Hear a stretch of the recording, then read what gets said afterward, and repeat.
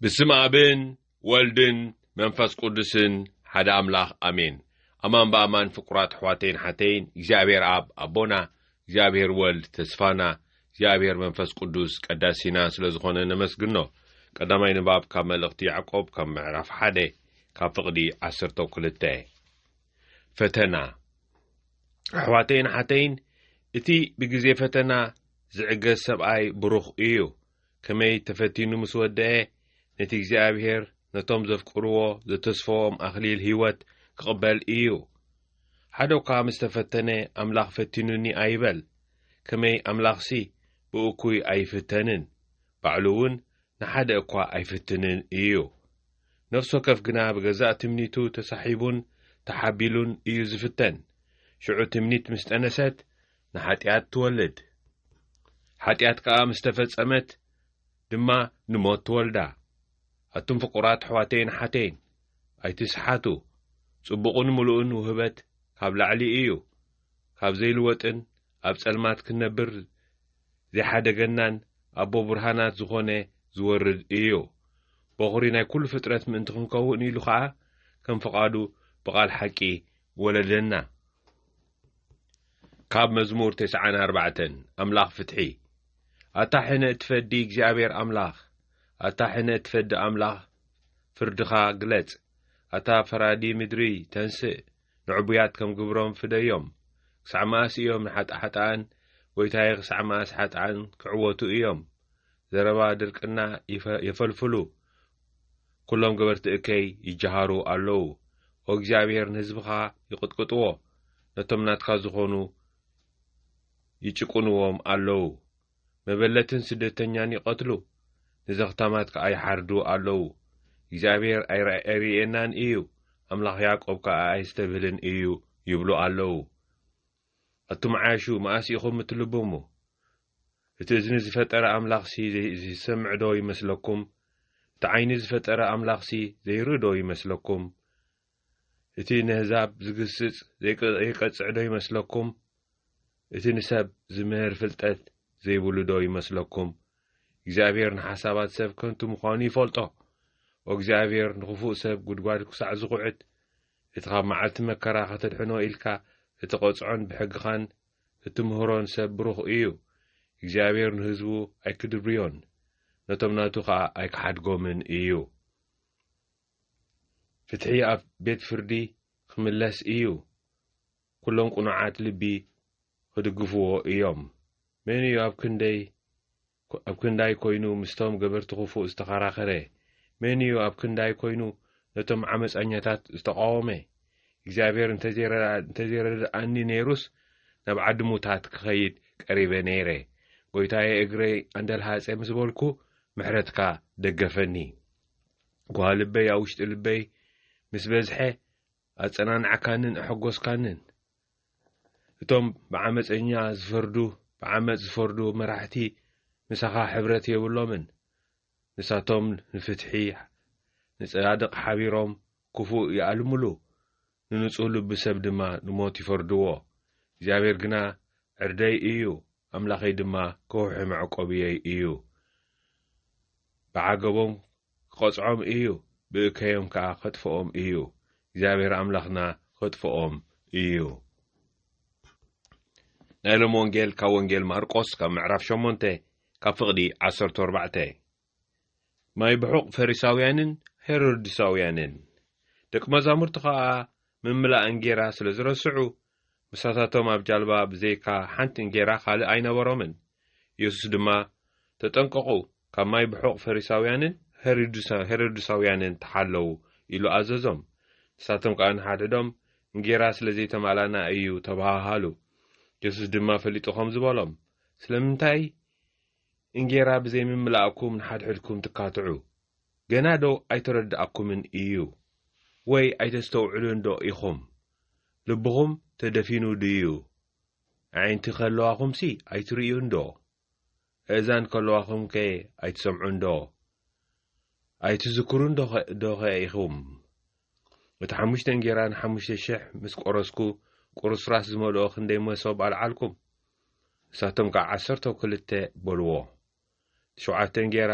4,000 ምስ ቆራረስ ኩኸ ቁርስ ራስ ዝመልኦ ክንደይ መሶብ ኣልዓልኩም ንሳቶም ድማ 7 በልዎ ንሱ ድማ ስለምንታይ ደኣ ዘይተስተውዕሉ በሎም እዚ ብስራት ሰላም ጎይታና እዩ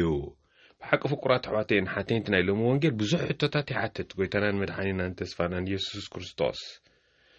ብዙሕ ሕቶታት ኣይተስተውዕሉ እንዶ ኢኹም ኣይትሰምዑ እንዶ ኢኹም ኣይትርእዩ እንዶ ኢኹም ኣይርዳእኩም እንዶ ኸእዩ ልብኹም ተደፊኑ ድዩ ኢሉ መጨረሹ ይዛዝቦ ልብኹም ከ ተደፊኑ ድዩ ፍቁራት ኣሕዋተይን ሓተይን ኣማን በኣማን ኣብዚ ንገብሮ ዘለና ምቅርራብ ናይ ዓብዪ ጾም ደድሕሪኡ ፋሲካ ዓብዪ ትንሳኤ ናይ ሰብን ማሕበረሰብን ኪንኡ ከዓ ዳሕራይ ሓይሊ ናይ ምቲ መንፈስ ቅዱስ መንፈስ ፍትሒ መንፈስ ፍትሓት ብሓቂ እዚ ኣገዳሲ እዩ ልብኹም ናብ ልብና ክንወርድ እዩ እቲ ልብና እዩ ተደፊኑ ዘሎ ብልብና ኢና እንርኢ ብልብና ኢና እንሰምዕ ፍቁራት ኣሕዋተይን ሓተይን ትእዛዝና ኣብኡ እንከሎ እቲ ዝደለየ ጥራይ ይሰምዕ ትዕይንትና እውን ኣብ ቦትኡ እንከሎ እቲ ክሪኦ ዝደሊ ጥራይ እንዳረኣየ ኣብዚ ዘለናዮ ዘበን ሓበሬታ ከዓ ብዙሕ ኣለዉ ነዚ እዝንናን ንዓይንናን ውሕጅ ሓበሬታ ኣምፂኦም ዝደፍንዎ ሓቂ ፍርቂ ሓቂ ሓበሬታ ሓተላ ሓበሬታ ከም ውሕጅ ኮይኑ መፅኡ ይደፍነና ፍቁራት ኣሕዋተይን ሓተይን ነዚ ርእስና ከዓ ሸቐልቀል የብሎ ብዝሒ ናይ ሓበሬታ ስለዚ ከነስተውዕል ይጽግመና ከነማእኸሎ ነገራት ይጽግመና ነቲ መዓልታዊ ህይወትና ከነማእከላ ይጽግመና ፋሕ ጨንገራሕ ይብለና ሕንፍሽፍሽ ይፍጠር ኣብ ማሕበረሰብ ውግእን ወረ ውግእን እውን ካብኡ ይለዓል ብሓቂ ፍቁራት ኣሕዋተይን ሓተይን ከነስተውዕል ምእንቲ ኢና ናብ ልብና ንመጽእ ዘለና ካብ ርእስና ናብ ልብና ንመጽእ ዘለና ፍቁራት ኣሕዋተይን ሓተይን ንሳቶም ከዓ ይነግርዎ ካብ ማይ ብሑቕ ፈሪሳውያን እምበኣር ከስተጠንቅቑ ይብሎም ንሱ ዝብሎም ዘሎ ብዛዕባ ካልእ ንሳቶም ዝሓስብዎ ዘሎ ካብ ብዛዕባ ካልእ እንጀራ ስለዘይተመልአና እኮ እዩ ኢሎም ሓስቡ ኮታት ናይ መዓልታዊ ብቐጥታ ዘሎ ዘገድሶም ዘሻቕሎም ነገር መዓልታዊ ዓደስ መዓልታዊ እንጀራ መዓልታዊ ዝስተ ማይ መዓልታዊ ኤሌክትሪክ መብራህቲ እዝታት ጥራይ ከመይ ንሱ እቲ ሙሉእ መዓልቲ ዕንክሊል ከብለና ዝውዕል ንቤተ ምእመናን ፍቁራት ኣሕዋተይን ሓተይን ኣብ እቲ ሰሜናዊ ክፍሊ ናይ ዓለም ከዓ ወፂና ከዓ 2 ስራሕ ወሲኽና ካብ ስራሕ ናብ ስራሕ 8 ሰዓት ስራሕ 16 ሰዓታት ስራሕ ጌርካ ምእንቲ ያኢት ቁጠባ ክንርእስና ክንክእል ኣብቲ ዘለናይ ሃገራት ካልኣይ ካን ዓዲ ምእንቲ ክንሰድድ ክንሕግዝ ምእንቲ ነቶም ስድራናን ዓፅምን ስጋናን ፍቁራት ኣሕዋተይን ሓተይን ከመይ ንሳቶም ከዓ ዝበልዕዎ እንጀራ ስለዘይብሎም ስራሕ እውን ስለዘየልቦ ብሓቂ ይምሓረና ፍቁራት ኣሕዋተይን ሓተይን ኣብዚ ንመገዲ ናይ 9 መዓልትታት እንገብሮ ዘለና ግን ካብ ጽባሕ ጀሚሩ ብሓቂ ከነስተውዕል እንታ ከነስተውዕል ነዛ ንርእስና ዝኸውን ግዜ ከዓ ብሕታዊ ጸሎት ፍቁራት ኣሕዋተይን ሓተይን ጸሎት ህድኣት 10 ደቂቕ ንግሆ 10 ደቂቕ ምሽት ነቲ ሉቃስ ወንጌል ከዓ ክነንብቦ ወንጌል ሉቃስን ግብሪ ሃዋርያትን ፍቁራት ኣሕዋተይን ሓተይን ኣብ 9 መዓልቲ እዩ ብተተመጢኑ ንመዓልቱ ክመጻና ብሓቂ ከዓ ናብ ልብና ክንወርድ ከነስተውዕል ነዚ እዩ ጎይታና ዝሓቶ ዘሎ ንስኻትኩም ከ ንሓድሕድኩም ትካትዑ ብዙሕ ኢና ንካትዕ ገና ዶ ኣይተረዳእኩምን እዩ ብዙሕ ገና ዘይተረዳእና ኣሎ ኣይተስተውዕሉ እንዶ ኢኹም ይብል ጎይታና ኣይነስተውዕልን ልብኹም ከ ተደፊኑ ድዩ ልብና እውን ተደፊኑ እዩ ዓይንቲ ከለዋኹምስ ኣይትርእዩን ዶ እዛን ከለዋኹም ከ ኣይትሰምዑን ዶ ኣይትዝክሩ እንዶ ኢኹም እቲ 5 እንጀራ ኢሉ ዳሕራይ እቲ ዝገበሮ ተኣምራት ቅድሚኡ የዘክሮም ፍቁራት ኣሕዋተይን ሓተይን ሉቃስ ወንጌላዊ ከዓ ክዘክረና እዩ ብዛዕባ ኢየሱስ ክርስቶስ እቲ መንገድን ሓቅን ህይወትን ዝኾነ ኢየሱስ ክርስቶስ ብዛዕባ እታ ቤተ ክርስቲያኑ ከዓ ኣብ ግብሪ ሃዋርያት ቅዱስ ሉቃስ ክመርሓና እዩ ፍቁራት ኣሕዋተይን ሓተይን እቲ መገዲ እዚ ተንኪፉኒ ካልኣይቲ መዝሙር ይዛረብ ብዛዕባ ኣምላኽ ፍትሒ ሲ ፍትሒ ኣይውፅእ እንዶ ኣማን ብኣማን የውፅእ ፍትሒ ኣብ ዘለዎ ኢኻ ሰላም ዘሎ ስለዚ ኣብኡ ኣንቱም ዓያሹ ይብሎም ነቶም ዓመፅቲ ማእስኹም ትልብሙ እቲ እዝኒ ዝፈጠረ ኣምላኽ ሲ ዘይሰምዕ ዶ ይመስለኩም እቲ ዓይኒ ዝፈጠረ ኣምላኽ ሲ ዘይርኢ ዶ ይመስለኩም ይብሎም ፍቁራት ኣሕዋተይን ሓተይን ብሓቂ ንሱ እዩ ካብ ዓይኒ ልቦናና ስለ ዝተደፍነ እዩ ኣምላኽ ከኣምሳና እዩ ወትሩ ምስ መን ምስ ውፅዓት ምስ ትሑታት ምስ ንኡሳን እስቲ መን ኣለዎ ንብሎ እቲ መን ኣለዎ ንብሎ ሰብ ሓውናን ሓፍትናን እዝጊ ኣለዎ ከምቲ ቦታትናን ኣዴታትናን ዝብልዎ ፍቁራት ኣሕዋቴን ሓተይን ተሓራይቲ ዘማራይ ብል ጋራያ እንደልሃፀ ምስ በልኩ ምሕረትካ ደገፈኒ ይብል ጓህ ልበይ ኣብ ውሽጠይ ምስ በዝሐ ኣጸናንዓካንን ኣሐጎስካንን ስለዚ እዚ ኣምላኽ ፍትሒ እዩ ኣምላኽ ምጽንናዕ እዩ ኣምላኽ ሰላም እዩ እዚ ካብ ሓቂ ፍቁራት ኣሕዋቴን ሓተይን ክንሰምዖን ብልባትና ማለት እዩ ክንሪኦን ብልባትና ማለት እዩ ከነስተማቕሮ ፍቁራት ኣሕዋቴን ሓተይን እሞ ጨው ምድሪ ብርሃን ዓለምን ክንከውን ሓቢርና ንጸሊ ኦ ጎይታ ናይ ሰላምካ መሳርሒ ግበረና ጽልኢ ኣብ ዘለዎ ፍቕሪ ግፍዒ ኣብ ዘለዎ ፍትሒ በደል ኣብ ዘለዎ ምሕረት ማእሰርቲ ኣብ ዘለዎ ፍትሓት